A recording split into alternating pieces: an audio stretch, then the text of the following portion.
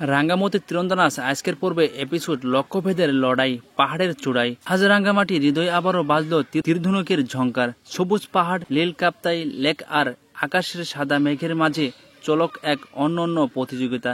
রাঙ্গামাটি তীরন্দাজ এর নতুন পর্বে শুধু একটি খেলার দিন নয়, এটি ছিল এক আবেগময় সাংস্কৃতিক উন্মাদনা, যেখানে লক্ষ্য ছিল শুধু কেন্দ্র নয়, হৃদয়ের গভীরেও। সকলের সূচনা ধোয়া উঠেছিল নিশানার চারপাশে। সকাল 8টার দিকে প্রতিযোগীরা জমায়েত হতে শুরু করে কাপ্তাই লেকের পাশে প্রশিক্ষণ মাঠে। প্রত্যেকের চোখে ছিল প্রতিজ্ঞার দীপ্ত। আজকের দিনটা যেন হোক তাদের জন্য।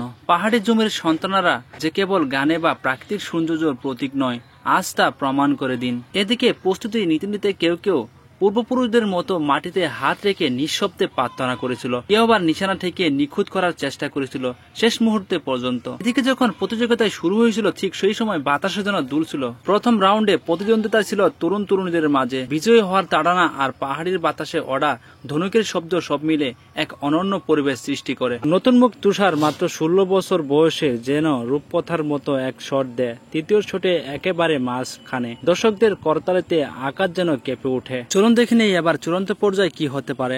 মুখোমুখি দুই প্রজন্ম। শেষ রাউন্ডে মুখোমুখি হয় অভিজ্ঞ মিঠুর তরঙ্গা এবং তরুণী নীরা চাকমা। দুজনেই ছিলেন দারুণ ফর্মে। শেষ শটে নারীরা দুর্দান্ত এক নিখুঁত লক্ষ্য ভেদ করে ছিনিয়ে নেন বিজয়। কিছু মুহূর্তের জন্য মাঠ জুড়ে নিস্তব্ধ, তারপরেও করতালি, বাঁশির উল্লাসে মুখরিত হয়ে ওঠে পুরো এলাকা।